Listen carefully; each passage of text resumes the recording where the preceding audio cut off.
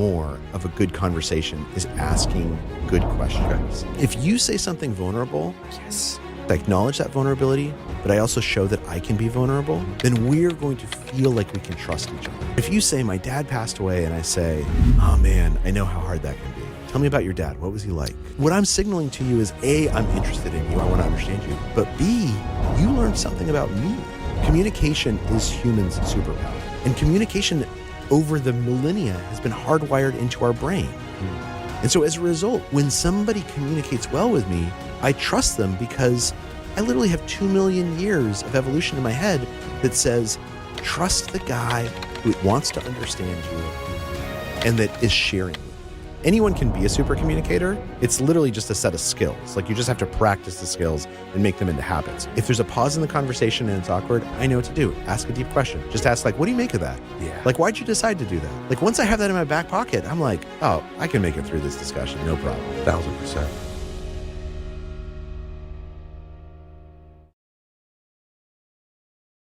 So, hey guys, are you frustrated with where you're at right now? Maybe stunted in your progress? Well, if you are, I want to recommend a place for you to go called Growth Day. growthday.com/ed. It is the #1 personal development app on the planet. It's got all kinds of high performance techniques in there, courses, accountability, journaling, live speeches from some of the top influencers in the world, including me. It's an overall environment to change your life. growthday.com/ed. Hey friends, are you struggling to attract and retain top talent? If you're worried about recruiting and retention, consider Insperity, a leading HR provider. They'll help you improve hiring and compensation practices so you can spend more time growing your business and less time on HR. Visit Insperity.com and download their free ebook on how to build your dream team. Don't let a lack of talent hinder your success. See how Insperity provides HR that makes a difference at Insperity.com. Hey, welcome back to the show, everybody. I'm honored to have this man here for the second time. The first time he was on the show, I sought him out saying, please come on the show because his book had made such an impact on me. And now he's got a new book out, by the way, before I introduce him, called Super Communicators, How to Unlock the Secret Language of Connection. And it's a topic, as you all know, that I am fascinated by because I talk a lot about it on the show, except he's way more qualified than me. And the reason he's way more qualified than me is this guy is a Pulitzer Prize winning writer. He's a New York Times bestselling author. And he's a renowned expert on habits. And also now, after reading his work, he's an expert on communication. So Charles Dewey, welcome back to the show, Thank brother. you, Ed, for having me on. This is such a treat for me. Yeah, Thank I you love so you, much. brother. You're going to listen to a big brain today, everybody, on a topic that you need to know more about. I got to tell you why I love your book so much. We were just talking about kids off camera. Yeah. There's a few things I want my kids to have left my house with. One, I want them to have some faith, which is their morals and ethics. I want them to have some work ethic, self-confidence. And if I could give them a fourth thing, it would be the ability to be an outstanding communicator. And I just think it's one of the things that is the most important elements of life. I'm sure you agree. I think that's absolutely right. And I think the things that you mentioned before that are really important because if you could be a great communicator, and if you don't have values, if you don't have discipline, then it's not necessarily going to get you anyplace. But the difference between people who have those first three things and then don't know how to communicate is that they stall out at some point, right? They have trouble in their marriage. They have trouble communicating with their spouse or their partner. They oftentimes stall out at work because the thing that made them successful at work, once you become a manager, it's not just doing that. It's about helping other people learn how to do that. And also, there's a huge amount of self-discovery that comes from conversation, right? When I talk to you and you talk to me, we learn things about ourselves through what we say. And it takes someone talented, a super communicator, to draw that out, to know how to make the space for that. That's interesting. You learn about yourself too. I didn't even think about it that way, but you're right. You know, I almost feel like after I was reading your book, and by the way, everybody, it is outstanding. This man does not write average books. He just doesn't. And he sells a lot of them for a reason.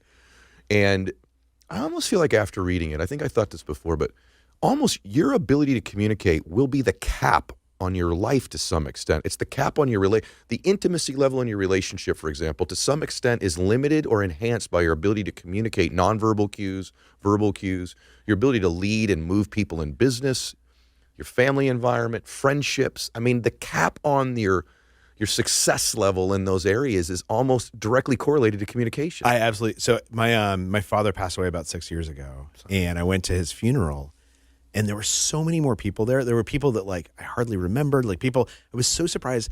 And I was talking to them and I was like, like, thank you for coming. And they would all say the same thing. They'd say like, I loved talking to your dad. Right? That's why they showed up, is because they had this they had a connection with him. Do you think it's because of, I think one thing human beings have, Charles, is you're always making people feel something. Yeah. Yet I think most people are oblivious to that fact. They're feeling something from you in a moment. Your interest level, your energy, your frequency, your trustworthiness, your ability to elevate them. So do you think with your dad, for example, it wasn't just, talking with him, but it's how he made other people feel? That's exactly what it was. So sometimes when people ask me, like, how do you define a super communicator? The easiest answer is to say, okay, think of the person you would call if you were having a bad day, right? Like you're having a terrible day. There's someone you call, they're going to make you feel better. Yeah. Like who would that person be for you? It would have been my dad, okay, for sure, before he passed away. That came right to me. Call my dad. And my guess is that if I met your dad, what I would see is he's not the funniest person in your life. No. He's not the most charismatic person in your life. But what he did is he proved to you that he was listening to you, that he heard what you said.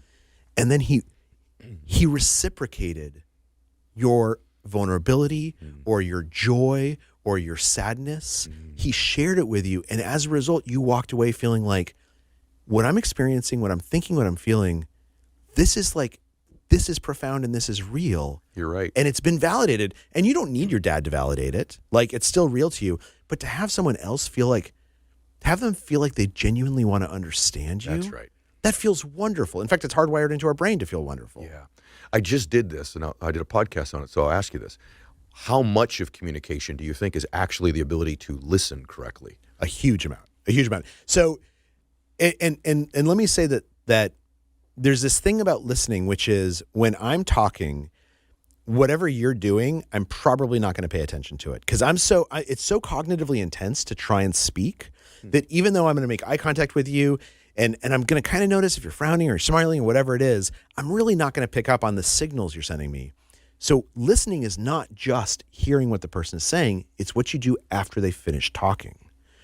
Because if you do this thing where you prove to me that you've been listening, and in the psychology literature, this is actually referred to as looping for understanding. Okay. That particularly if you have a conflict with someone, the best way to sort of bring the tension down is ask a question, repeat back what you hear the person says in your own words. Okay. And then step number 3, which is the one we usually forget, is ask them if you got it right. And if I do that, so when you think about it, so I'm listening to you. I have to listen closely to you because I'm thinking I got to repeat back what you're saying in my own words. I got to process it. But most importantly, you know that I've been listening based on what I say after you're done speaking. And that's really what active listening is. It's about not just passively receiving. It's about amplifying. Very good. Man, that is really good. And the thing is, it's so easy to do. Like once I learned this, like I find myself doing it all the time without even realizing it. Like I'll be like, what I hear you saying is, and tell me if I'm getting this wrong. And like, it just feels so natural. Like it feels totally automatic. So good to have somebody say that back to you. Right? Because you do get the feeling with most people, I think they do 2 things. One, they're really more concerned with what they're about to say back to you. Yes. And 2, I call them verbal nudges, where they're interrupting you too often or which you think is a form of agreement. But I think to some extent, sometimes you're almost saying, I got it. Okay, can I say something now? Yeah. And that's you're exactly almost nudging them to finish rather than letting them finish. I think that's exactly true. And I think that part of this is understanding what the goal of a conversation is. Okay. So it's easy to go into a conversation and think the goal is to convince this person I'm right, or maybe even the goal is just to come to agreement on something. That's wrong. The goal of a conversation is simply to understand what the other person is trying to tell you. So that means that if I'm listening to you and you say something that I think is crazy, you wouldn't say this, but sure. But lizard people run the world or whatever it is. I'm not going to agree with you, and I'm probably not going to convince you that you're wrong. But as long as I understand how you see the world, as long as I ask you a question, what's known as a deep question, where I say like, why is this important? Like, what is it about this that seems really meaningful and important to you? You're going to tell me something about who you are. I'm going to repeat back what you've told me about, like, I care about lizard people because I really think the elites of this world are like having this pernicious effect on the working class. I'm going to repeat that back to you. I'm going to ask you if I got it right. I'm not going to agree with you and you're not going to agree with me, but simply understanding each other means we have succeeded. And it feels good, right? It does. I'm just thinking of like political discourse, like just really understand where they're coming from. I'm not going to win this. I have to tell you, your work's so good because it's actually the part of conversations. I think it's why I have a podcast.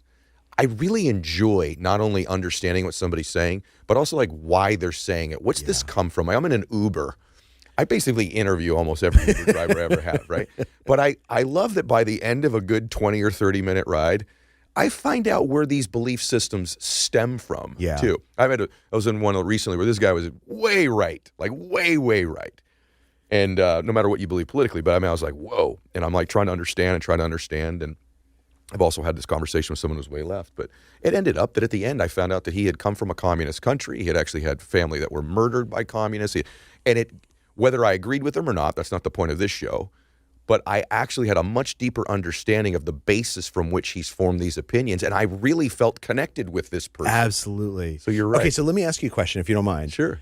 So when you're in that Uber, when you're having that, what's the second or third question you ask? Because you could be like, hey, where are you from? Mm-hmm. Oh, I'm from Europe. Like, what are you asking next to get you from the shallow to the deep? Oh, that's a really good question. I usually ask them, I open them up a little bit. I say, give me your craziest story. Oh, interesting. So I actually ask them to give me one of their crazy ride stories. I'm actually fascinated by that. So it kind of opens them up and they get loose. I didn't do it tactically, but I found that like, wow, you're kidding me. That did that. And then typically for me, just because I'm most intrigued by it, I love to know about people's families. And I actually also think people love to talk about their families typically too. So usually I'll ask them, are you married? Do you have children? And I know that sounds like basic stuff, but I find for me that that's an entree into learning an awful lot about these folks. What I love about that is that and I think you got this by intuition, is that, so these deep questions, if we ask people deep questions are things that ask us about our values, our beliefs, or our experiences. Okay. So what's the craziest ride you've ever given someone is asking this guy about his experiences. Very good. Okay. Right? Like, tell me about your kids. Like, what are your kids like? Mm-hmm. At some point, he could just be like, I have 2 kids. Mm-hmm. But at some point, you're probably going to say like, oh, do they like school? What are they like? Where do they go to school? Are you worried about their future? Yep. You're going to ask something that's going to get him to reveal to you who he really is. You're right. And by the way, I always look at people like, this is an overall belief system. This person's a gift. I want to open them up. It's really how I look at them. And in this guy's case, love that. I just got to tell you, in this guy's case, really quick, just an interjection. This dude was amazing. It turns out that the reason he's driving Uber is he has a daughter at Harvard and a son at Stanford, right? And he's putting them through school. And if you knew where this man came from, it was remarkable. And the pride he had in his children and his wife, and that they had raised them and they were there. And it became this like really beautiful conversation where not only did I admire, I was like, whoa, this is incredible. The life you've built, the sacrifice you're making. And he had a full-time day job, drove. And it became kind of this conversation. We talked about our children. And by the time I was done, I actually really had a connection with this man that I probably won't. I'm talking about him on my podcast now, right? So let me ask you this. Okay. The details of the work, guys, we're going to get into now. There are really 3 conversation types, okay? I didn't know there were. I was kind of oblivious to this, but I think just this alone would enlighten people so they know which conversation they're in and they can identify it. So absolutely. Share us some of that. This is a big discovery from the last decade, and we're kind of living through this golden age of understanding communication and for the first time in a new way. And what the first thing that researchers have found is that we think of a discussion as being about one thing. We're talking about my book, or we're talking about your kids. Yeah. But actually, every discussion is made up of different kinds of conversations that ebb and flow. And most of those different kinds of conversations fall into one of 3 buckets. There's a practical conversation where we're talking about plans or making decisions together, or we're fixing problems. Politics is often this. There's an emotional conversation where if I tell you how I'm feeling about something, I do not want you to fix it for me. I want you to acknowledge that you've heard it, and I want you to tell me to sort of be vulnerable with me. And then there's a social conversation. And a social conversation is about how we relate to each other in society, how we think other people see us, how our identities, right?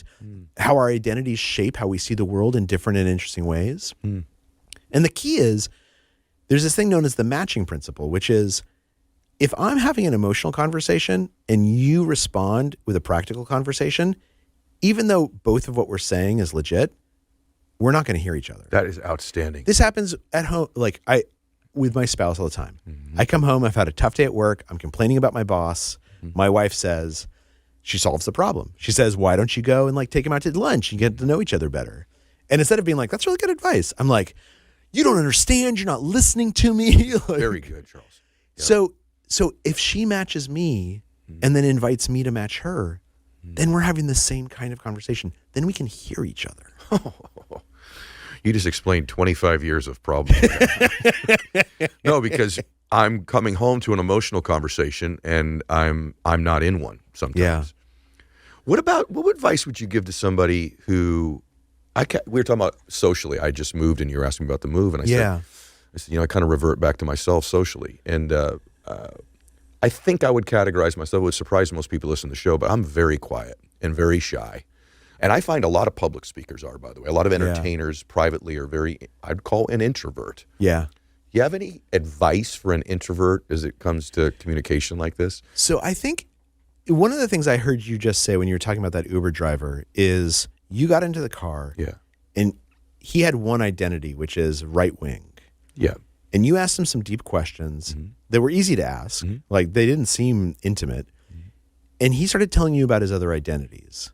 And once he complicated himself, once he said like, look, I'm not just one thing, I'm 3 and 4 and 5 things. All of a sudden, it's easy to feel close to that person because some of those things he is, you are too. And so I think when it comes to introverts or when you move to a new place, like one of the things that I like to do is you meet someone at a party or a barbecue or whatever it is. And like I often ask them, what do you do for a living? And then I'll often say, they say, I'm a lawyer. And I say, do you love practicing the law? Like, what made you decide to become a lawyer? Like, when was the moment you decided to become a lawyer? What inevitably they say is something that tells me about their other identities, which is, I became a lawyer because I saw my dad get arrested and I wanted to fight for the underdog. Or I became a lawyer because we were poor and I wanted to always have enough money. Or I became a lawyer because I love intellectual stimulation. Like, think of those 3 answers just told me so much about those different people. And at that point, I can say to them, I grew up poor too. Like, I understand what that's like. And now suddenly we feel safe with each other. I think this isn't necessarily true for introverts, but when we're in new social situations and we were talking about how hard it is to make friends when you don't have friends in a place, the thing that often stops us is just a little mild anxiety. You're right. Oh, at least mild with me. Yeah. At least mild with me. And how are we going to start the conversation? How are we going to get out of the conversation? Okay, that's mine. Okay. That's mine. And candidly, I love that we're going there. So, hey, guys, as you know, I've partnered up with my good friend Brennan Burchard, who's created the greatest personal development system that has ever been designed called Growth Day. If you go to growthday.com/ed, you can get all the information. But it's that time of year where everybody's trying to form new habits. They've got new resolutions and goals, and you need an environment and you need some coaches, and you need to be able to do it super inexpensively. And that's where growthday.com/ed comes in. There's everything from journaling to accountability programs, live messages every Monday from myself and other influencers. There's an opportunity for you to get courses that would cost thousands of dollars completely for free. It's incredible. Go to growthday.com/ed and check it out. I'm okay opening a conversation. How are you? For me, it's, how does this end? How does this end? I bet everybody driving or listening to these is like, no, that's something I would like to know more about. If I'm on the bus I have the most awkward finishes of conversations of any dude you've ever met in your life. I'm like, okay, well, hey. And I usually end up the conversation with some sort of BS or something. You're like, I'm going to use the restroom. I don't know how to get away from you. I have to go refresh my glass. It's still half full. So actually, Daniel Gilbert at Harvard actually did an entire study trying to figure out how people end conversations. Yeah. And does the other person want to end at the same time you do? And what he found was 2 things. Number 1, he found that you think I want you to end the conversation because I'm getting bored, and actually I am enjoying this conversation. We do a difficult job of gauging the other person's interest in the conversation. Okay. But then sometimes we want to end the conversation, right? And so this is what super communicators do. Okay. They forecast it without committing to it immediately. So they say something like, oh, man, this is so interesting. I totally got to go like freshen up my drink. But before I do, like, let me ask you like X, because oftentimes the end of the conversation feels hard because it feels awkward. Yes. But if you've already set the table and you're like, I got to step away, but this is so fascinating. Let me ask you one more thing. Gotcha. Then when they're done answering the question, you're like, oh man, thank you so much. And you just turn away. That's not awkward. I love that. That's pre-framing the conclusion. That's exactly right. Very good. That's exactly right. A lot of what you're saying, I'm listening, it has to do with the questions you're asking. I think a lot of people look at conversations or communication like, what am I telling somebody? What am I saying? And I'm sure there's an element of that we'll get to in a minute too. But so far, a lot of the things you've been suggesting involve questions you're asking somebody. And I have to say this to you. I'm amazed how many people I talk to in social environments and business environments that don't ask any questions. I know. And I can't figure out, I think that for some of them, they're just not practiced at it. And that's the thing about super communication. Anyone can be a super communicator. It's literally just a set of skills. Like you just have to practice the skills and make them into habits. Nobody's born knowing how to do this. But I have the same, it drives me crazy. I ask question after question and then they answer and then they stop talking and they're waiting for my next question. I'm like, is there any, so here's the thing that you're exactly right. 50%, if not more, of a good conversation is asking good questions. Okay. But then something happens. There's a difference between a conversation and an interrogation, right? Or an interview. Yeah. And this gets into what's known as emotional reciprocity. And emotional reciprocity is basically one of the strongest impulses that all humans have. If somebody engages in emotional reciprocity, we can't help but feel a little bit closer and a little bit more trusting of them. So emotional reciprocity says, if you say something vulnerable, yes, and then I acknowledge that vulnerability, but I also show that I can be vulnerable, then we're going to feel like we can trust each other. And that's about speaking. So that doesn't mean if you say, my dad passed away, I should be like, oh, I understand completely because my aunt passed away 12 years ago. Okay. Like that's stealing the spotlight from you, right? Okay. But if you say my dad passed away and I say, oh man, I know how hard that can be. Like, tell me about your dad. What was he like? Oh gosh, it's good. Right? And then and what I'm signaling to you is A, I'm interested in you. I want to hear from you. I want to understand you. But B, you learned something about me. And if you're interested, you can say tell me how you know about this. Like what happened? What about being the server first, serving the vulnerability first? Absolutely. Okay. There's a guy named Nick Epley at the University of Chicago who's in the book. And Nick is so good at this. Every conversation I've ever had with him, he says something in the conversation, near the start of the conversation, that feels so intimate. Yeah. And as a result, I'm just like, I love this guy. Like, I just want to talk to him. And again, when I look at the transcripts, because I'm oftentimes talking to him for reporting, and when I read the transcript, it doesn't seem too intimate. It doesn't seem overly intimate, but he says things like, hey, Nick, how are you doing? Like, instead of saying, oh, fine, says something like, yo, it's great. I went to my son's soccer game this weekend. We adopted these kids from Ethiopia, and just watching them now as these strong young men, it was a great weekend.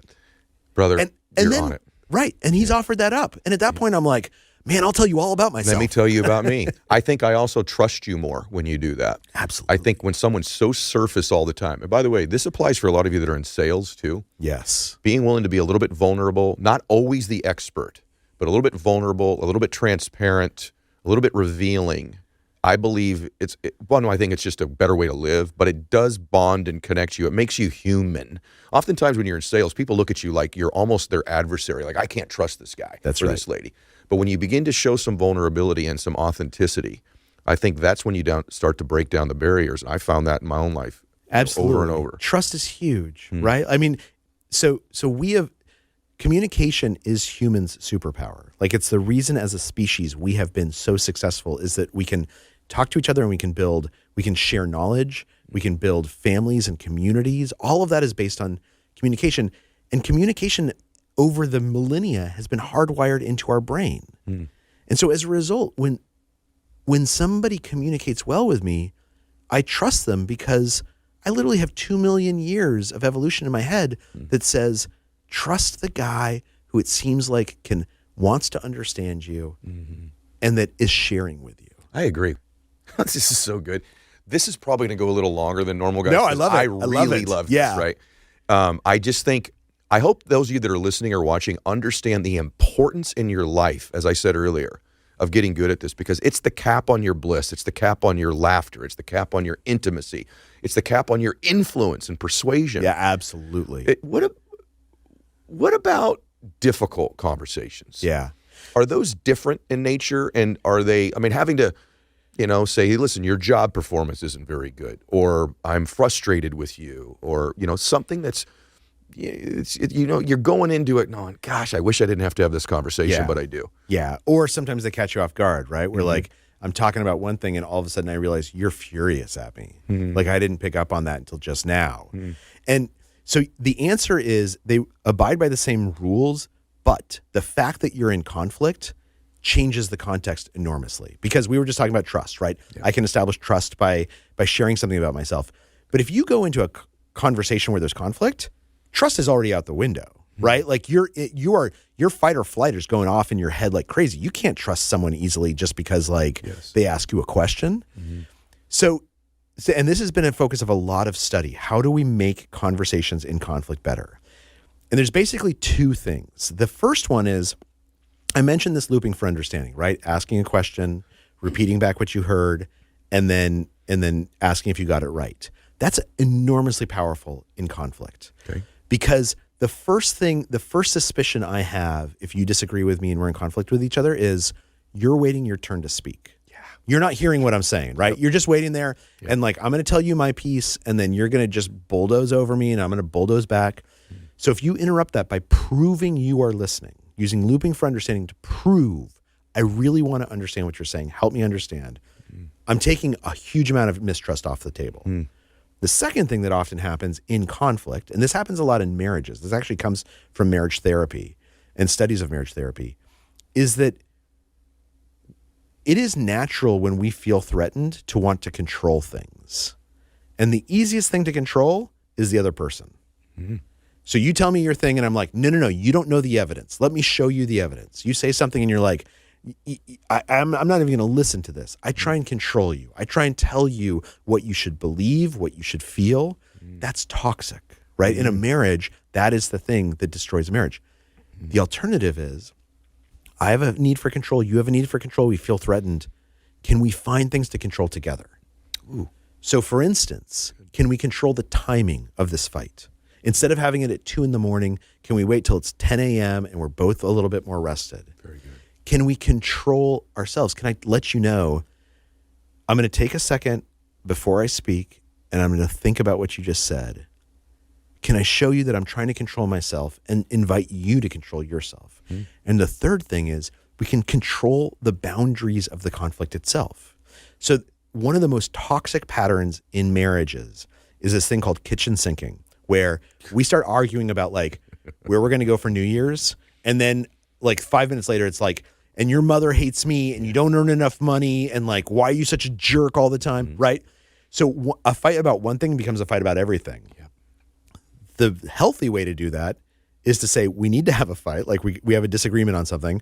Let's control the boundaries of it. We're talking about New Year's Eve. If my mother comes up and your money comes up, we're just going to set it aside. That's another conversation, another day. Very good. But then when we're controlling these three things, we're controlling ourselves, we're controlling the environment, and we're controlling the boundaries of the fight or the conflict. We're controlling those as partners, right? We're on the same side of the table. We might not agree on the topic we're discussing, right? But you and I are partners now in controlling the right things in this fight instead of trying to control each other. That's outstanding. When you're talking about relationships and family, first off, I've made those mistakes. Me too. I'm a pretty good kitchen sinker, now that you term it that way. Yeah. And so I think I've gotten better at it.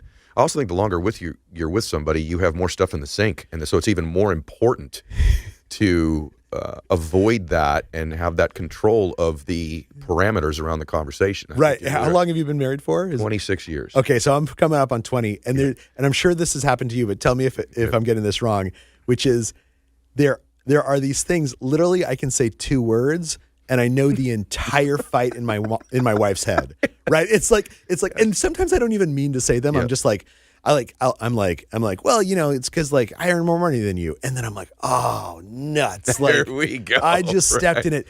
Like all to kitchen sink it, all I had to say was literally 3 words. You brought the whole sink. Yeah, and so the immediate thing I do is I'm like, I'm sorry. Whoops. Right. Yeah, exactly. I did not mean to do that. Yes. Like, tell me what you're feeling because I wanna give you a chance. But like, You know what? I've gotten better at that, Charles, with my kids too, of saying, you know what? I'm sorry. Let me take that right back. Whereas before I'd almost double down, or they didn't really feel it that bad. It'll be brushed under, and no, sometimes you just have to in the moment go, I'm gonna yank that one back. and not that only was are you connecting with them, but think about the modeling you're doing. Right. You're teaching them how to communicate with other people. Like I'm absolutely certain your kids are going to copy that without even realizing it comes from dad. Yeah. You're making me think of young people when you say that. I want you to give you, can we teach this to young people? I'll tell you why I ask. Yeah. I have great conversations with my kids. Bella, don't take this the wrong way, sweetheart, when you're listening to this. But lately with my daughter, I love doing kind of dates with my daughter and I. And she's a sophomore in college. And I watch her with other people. She's quite the conversationalist. But with me, and she's not disinterested, but when we're talking, there's a lot of, yep, yeah, right, uh-huh.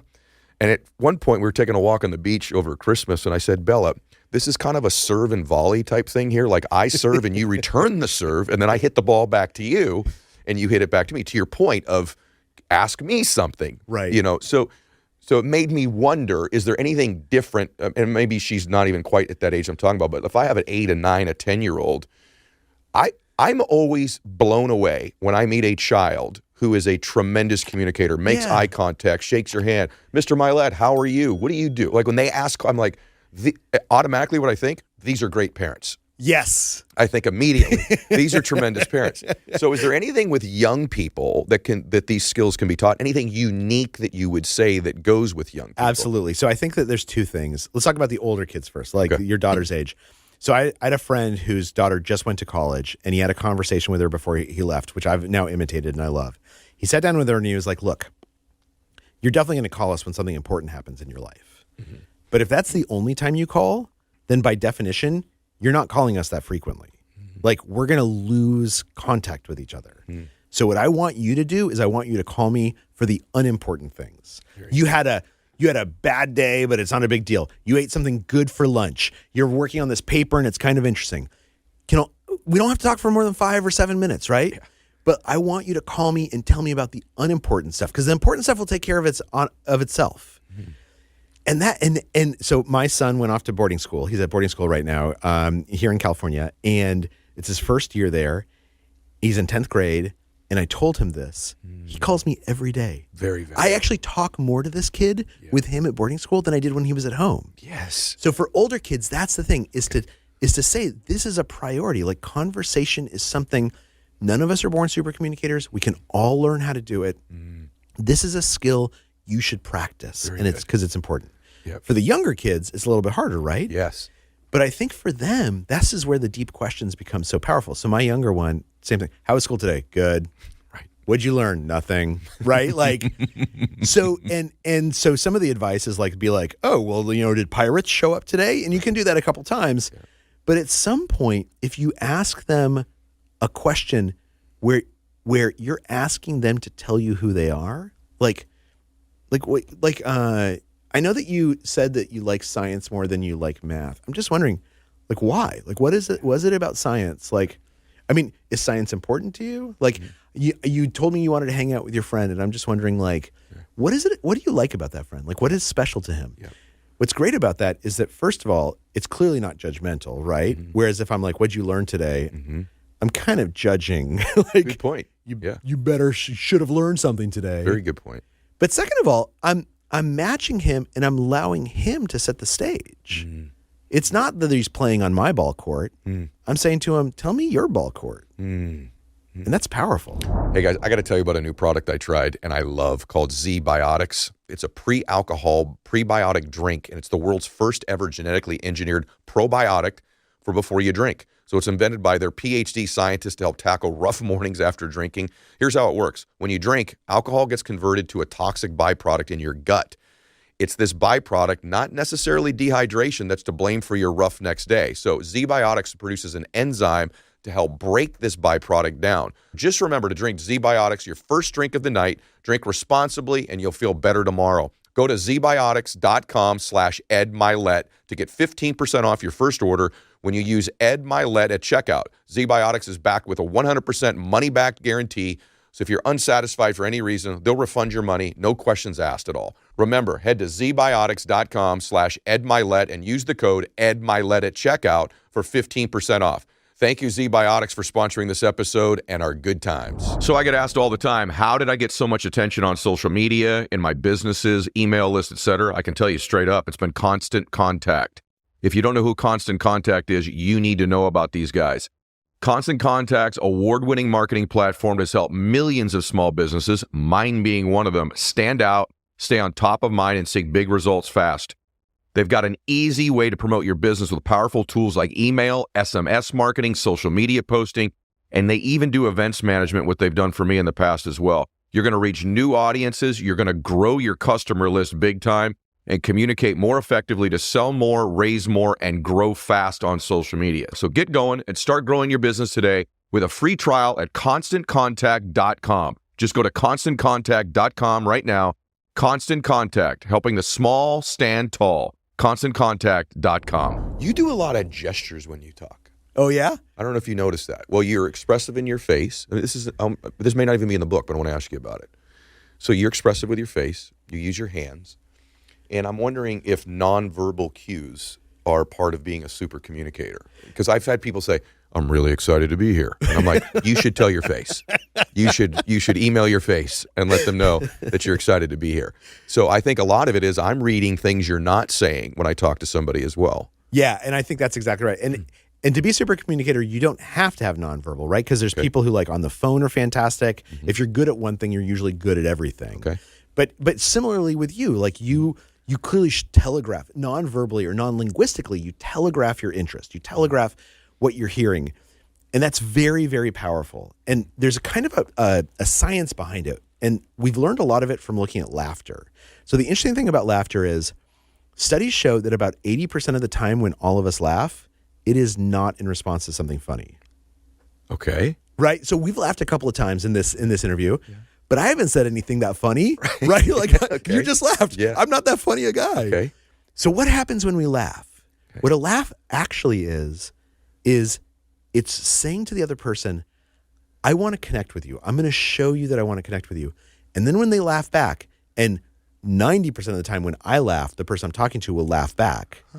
They're saying, I want to connect back. That's tremendous. So that's a non-linguistic communication. And what I love is actually NASA for a time. I was going to ask you this. Yeah. I'm so glad. Yep. So they were trying to figure out how to find emotionally intelligent astronauts. Yeah, you're going to. And like the problem is, everyone who applies to be an astronaut, if you make it to the final stages, you're like a golden boy or girl, right? Like 1,000%. Yeah, you know how to answer every question. Yes. You've practiced everything, and they're like, we can't figure out who's actually emotionally intelligent and who fakes it really, really well. But when they're in space on a 6-month mission, the difference is going to matter a lot. Huge. Yeah. So this one psychologist, he started realizing if I pay attention to how people laugh, most importantly, do they match my laughter? So he would come into a room and he would accidentally spill papers accidentally. He actually did it on purpose. And then he would laugh uproariously and he would watch what that candidate would do. Some candidates would be like, because you know you're supposed to laugh, right? Mm-hmm. And then other people would be like, let me help you with that. Like the astronauts who matched him, not just on laughter, but he would tell a sad story and see if the other person empathized, if they engaged in reciprocity, if they asked him questions about it. So that's non-linguistic, but it tells us whether that person wants to connect. And that's ultimately, I think when I'm making gestures, I'm inviting you in, right? I'm saying like, yes. Like here I am. Like yes. I want you to see what I'm seeing. I hope what everybody's getting out of this is like these are skills that can be learned. There's Absolutely. An art and a science to this. You said, I'm glad you asked. I was going to ask you about the NASA thing. You also said emotional intelligence. So I just feel like that's at the root of what we're talking about here. Yeah. So how big of a component is just being sort of? I think also. Let me say this. So emotionally aware is another word that I would use as well. Emotionally aware is a part of having emotional intelligence. You agree with that? Absolutely. So this phrase emotional intelligence is actually kind of a misnomer because it makes us think it's like IQ. Right. We're either born with it or you're not, but it's not. Emotional intelligence is emotional awareness. Okay. If I say to myself, and I train myself to say, a priority is noticing when someone else is feeling something and matching that and giving them the space for that. Okay. That is emotional intelligence. That's the thing that's going to make it feel like you understand them, that you can empathize with them. And it's not hard, right? It's just about making it a priority. Yeah. There's in the book a lot of examples of that. There's actually just great stories in the book. Give me one, because I want them to get the book, so I don't want to do the whole book, but give me one story from the book that's sort of illustrative of just, you thought one of the more interesting stories in the book. So they have an understanding, because what's great about the way Charles writes this book is that there's like points and tactics, and then I like the story to sort of reinforce it. For me, facts tell, stories sell. I remember stories. And so I like the way that you've weaved these into the work. And that's why there's so many stories in there, is because they're so much easier to remember. So one of my favorite stories is early in the book. It's about Jim Lawler, the CIA agent. It's so good. So Jim is this guy who I've talked to a number of times. He's awesome. He became a CIA officer when he was in his 30s, and he wanted this so bad. He struggled for he just ran after this so hard. It was like he was desperate to be a CIA officer. They accept him, they send him off to training, and then they send him to Europe to recruit foreign assets, and he finds out he's the worst recruiter on earth. Like literally, he would go to like parties and he couldn't make conversation. He would like try and buddy up with people, and they're like, "You're a spy, aren't you? You're trying to get me to be a spy." They're like, "I'm going to report you to the authorities. You're going to get deported." Right.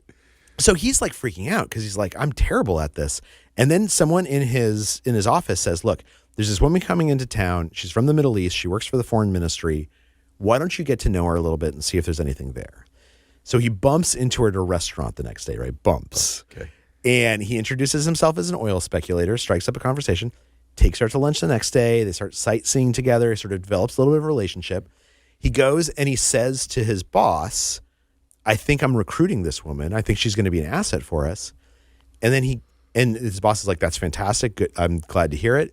He goes, he has dinner with this woman, Fatma, and he says, "I'm not an oil speculator. I work for the CIA." Now, Fatma had been telling him, she comes from he never told me which nation, but it's pretty obvious which one it is. Right. She comes from a nation that recently had a religious theocracy revolution. And so the fundamentalists have all taken over, and she hates it. Okay. She's like, they're making women wear hijabs. They're telling us we can't go to college. I want to fight this, but I don't know how. And so Jim Lawler says to her the most practical thing possible. He's like, "We want the same thing you do. Like, we want to free the people of your country. We want to empower women. Work for me for the CIA." And she grabs the table and starts shaking her head, and she starts crying. And she goes, "No, no, I'm not going to do it." And just has a meltdown. And she says, "They kill people in my country for doing this. I cannot believe that you have put me at risk simply by striking up a friendship, because if they ever find out you're in the CIA, they're going to think I'm in the CIA." And she just bolts. And Lawler's like, "I'm terrible at this. Like, I'm such a bad recruiter." So he goes back to his boss and he tells him what happened. His boss is like, "Dude, I already told Washington, D.C. you recruited her as a spy. Like you're going to get fired if you can't close the deal on this. This is your last chance. That's why we gave it to you." Mm-hmm. So Jim spends all this time trying to figure out, what do I do? And he keeps on calling Fatima, and eventually she picks up and he invites her to go to dinner. But a couple nights before she's going to fly back home. And she says yes, because he says he'd take her to an expensive restaurant. And he has a notebook full of ideas on how to convert her. And he knows none of them are going to work. Like, you cannot trick someone into taking a suicidal risk. Right? It's just not going to. So he goes to dinner, and she's really down, because she's like, "I came to Europe. I thought I was going to learn something about how to be more myself, or how to change the world. And I'm just going home and I'm the same person." And what he starts trying to do is cheer her up. He tells her little stories. He reminisces about when they, went sightseeing together, and she just gets more and more glum. And finally dessert comes, and they're kind of by themselves at the table. And Jim thinks to himself, like, should I try to recruit her again? And he's like, if I do that, she's literally going to stand up and walk away. So what he decides to do is this isn't going to work. I'm giving up. I'm just going to have a real conversation. I'm going to be honest. And he starts saying to her, look, I know how you feel because I feel exactly the same way. I wanted this job my entire life, and it turns out I'm terrible at it. I am so disappointed in myself. And I don't know how I'm going to go home and tell my dad that like I failed. I got fired by the CIA. And he talks this way. Now what he's doing, obviously, without even realizing it, is he's matching her. He's matching. Right? She was glum, and he was trying to cheer her up. That's not matching. Yep. He was matching her, and she's listening to this, and she starts crying, and he's like, oh, I'm such a jerk. And in the CIA, you have to report every conversation. So he's going to have to write up a memo, and he's like, those guys are going to fire me within seconds. Like, they're just going to laugh at. And he reaches over, and he pats her arm, and he's like, I'm so sorry. I did not mean to make you cry. I am sorry. And she says, no, I think I can do this. Wow. And he's so inexperienced. He actually, the first things out of his mouth is like, no, you don't have to do that. Like, you don't have to, like, because he wasn't trying to manipulate her. He was just trying to. He finally wasn't. Yeah, he finally wasn't trying to manipulate her. And he's like, no, I don't want to put you at risk. You don't have to do it. And she says, no, what you want is important. I think we can do this together. So for the first time, she was able to hear him. She was able to hear all those things that he had said over weeks and weeks and weeks about helping the women of her country. She couldn't hear it until he matched her. Next day, she goes to a safe house. She gets trained in covert communications and other stuff. She's the best source in the Middle East for the next 20 years. Unbelievable. And Jim Lawler becomes one of the top recruiters in the entire CIA. He teaches it today. It's one of the best stories ever. I love that story. Let's go. I want to pick it apart a little so people understand the dynamic in there. So when you say matching, was it that she was in an emotional conversation and he wasn't? Is that what you mean by that? That's a huge part of it. Okay, he was also vulnerable. But he was also vulnerable. So she was, not only was she in an emotional conversation, but he was listening to the type of emotion that she was transmitting, right? Okay. Instead of saying like, oh, you shouldn't feel bad. I'm going to cheer you up. He was saying like, look, you feel bad. Like, let's just acknowledge that. And that matching feels good because it feels like someone's hearing us. I think it's a huge thing. I don't ever like saying gender specific stuff because I don't believe it. But I do think by and large, those two elements, women are better at naturally. Meaning I think they're more naturally vulnerable in a conversation than a man can be. And I don't even like saying this, but I think in general, most people would agree with me.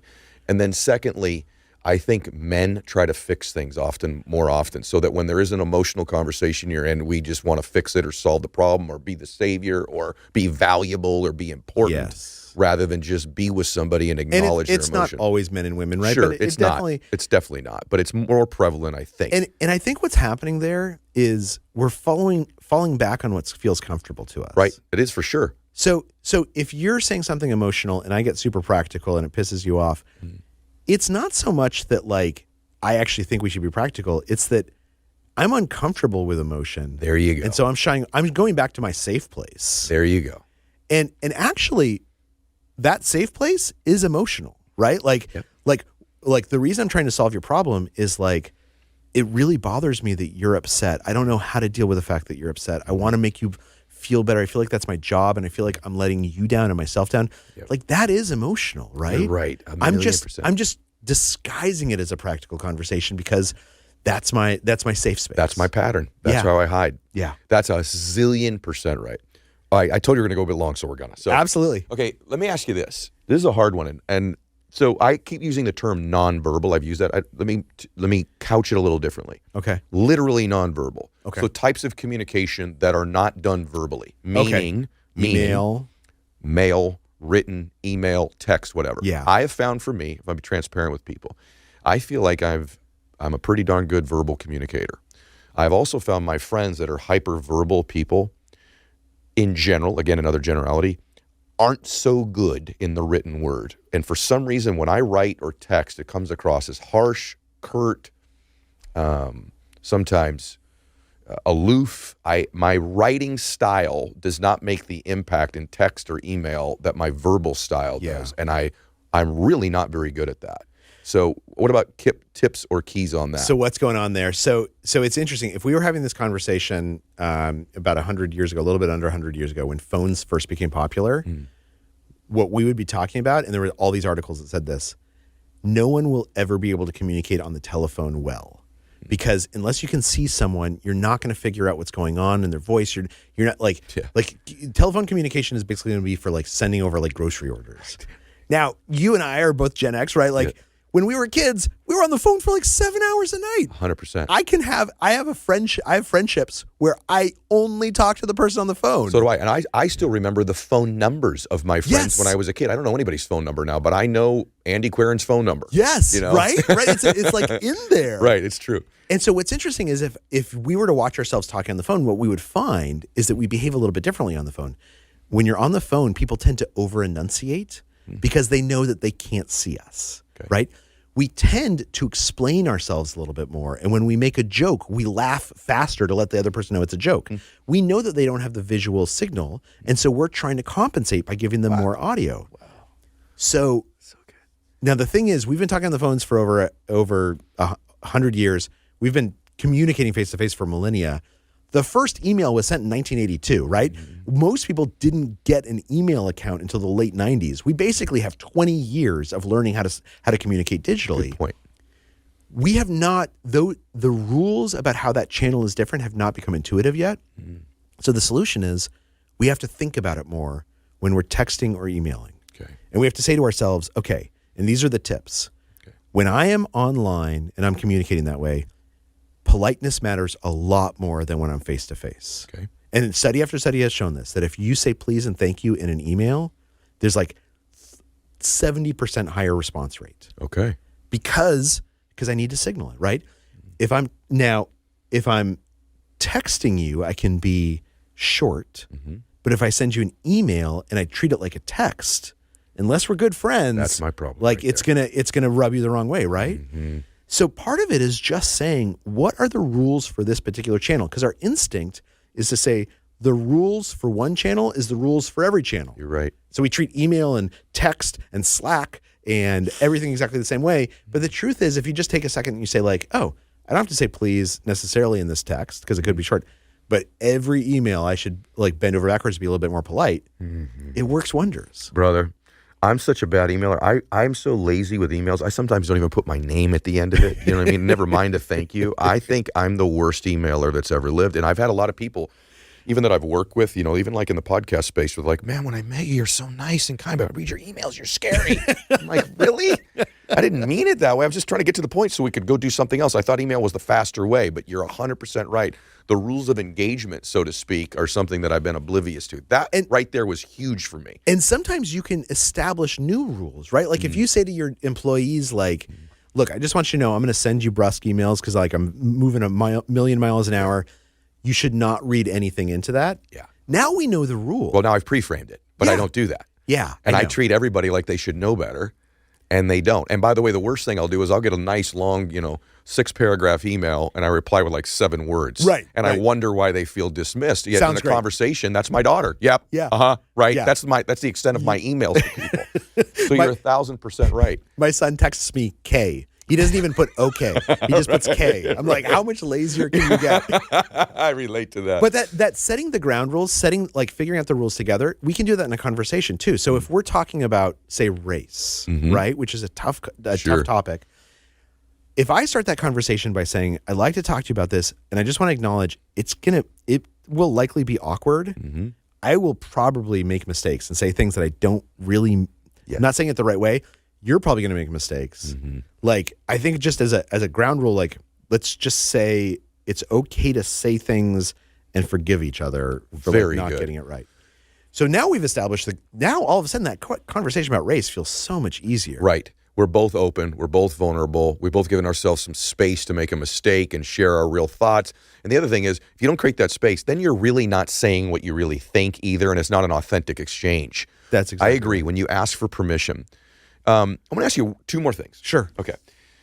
You said earlier something about repeating back to someone, hey, what I think I heard you say was, help me understand this, right? Yeah. I love that and totally agree. So, sorry, go ahead. Go ahead. Well, I want you to reply with that. And then also, what about the conversation's been over to me? When I feel the most listened to, you and I had lunch together, okay? And you did that. But 7:30 that night, I get a message from you. You're gone, I'm gone, and you say, I just want to tell you something. I enjoyed our conversation so much, and the way that you spoke about your wife or what you shared about blah, blah, blah, I just want to tell you it was so meaningful for me. To me, that's like what you suggested on steroids, that actually after the conversation is ended, I come back later and say, not only have I listened to what you said, but I've been thinking about what you said, and it made a difference to me.